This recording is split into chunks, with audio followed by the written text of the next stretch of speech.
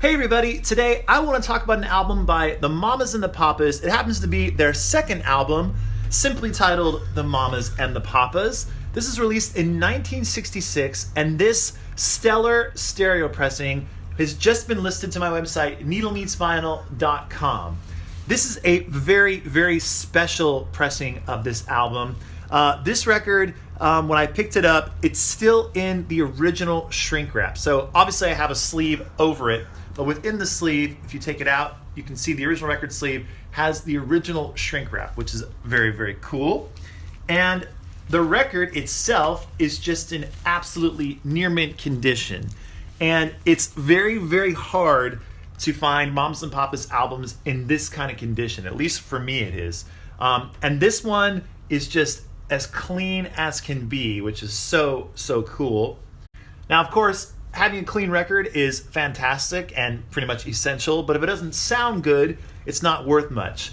But the great thing is that this one sounds absolutely phenomenal. I will go as far as to say that this is the best Mamas and Papas album that I've ever heard, as far as it just has all of the analog magic. All of the sonics are just so perfect on this record.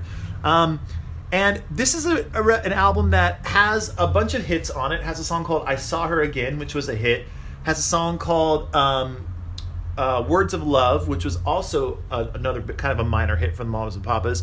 But it has a lot of what I call deep cuts on here from the Mamas and Papas that are some of my favorite, including an a cappella song called Once Was the Time I Thought, that is just absolutely mind-blowing. A song called Even If I Could, which is great. Strange Young Girls is amazing. A song called No Salt on Her Tail, which features the organ player from The Doors playing organ, which is very, very cool. And this is just a Mamas and Papas album that I think kind of doesn't get overlooked, but I don't think it gets talked about enough. I think a lot of times people really cling to that very first Mamas and Papas album, their debut, which is If You Can Believe Your Eyes and Ears, which is a fantastic album, by the way. But this second album, in my opinion, is better than that first one. It doesn't have quite as many hits, but as an album, it really, really works really, really well. And the cool thing about this album is it has a kind of an interesting back history.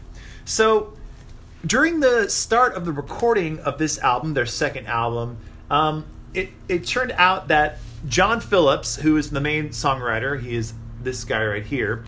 John Phillips is married to this girl, the blonde girl, Michelle Phillips. At the beginning of recording, it came out that Michelle was having an affair with Gene Clark from the Byrds. Now, obviously, that didn't go over well. John Phillips was really upset, and he ended up firing Michelle from the band. So in the middle of the sessions, she was fired.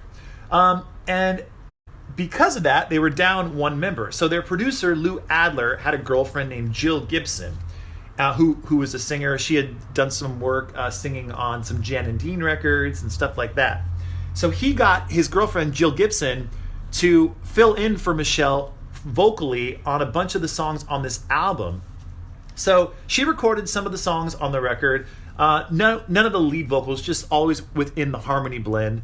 But then after, I don't know exactly the timeline here, but sometime within a couple of weeks or maybe a month or so, John and Michelle ended up making up, and she was asked back into the band, and she ended up finishing her vocal parts on the album.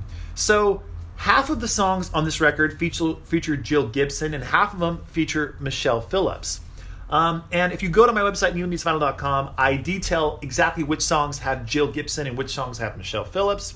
Kind of an interesting side note. On top of that, when they originally had this album cover made, they superimposed an image of Jill Gibson on the cover. And while that was never mass produced, there were some early DJ copies that have Jill Gibson on the cover, which are worth a ton of money. So kind of an interesting little backstory there, how in the middle of recording this album, one of the key members was just fired, but then eventually came back. So definitely a bit of drama there when it comes to the Mamas and the Papas, but they ended up making a fantastic record, and it's just one of my favorite Mamas and the Papas albums. And yeah, so if you want to pick this one up on the website, go to needlemeetsvinyl.com and this one could be yours. So that's it for now. I'd love to know in the comments below what you think about this album. What is your favorite Mamas and Papas album? And that's it for now. So stay tuned for some more records, and bye for now.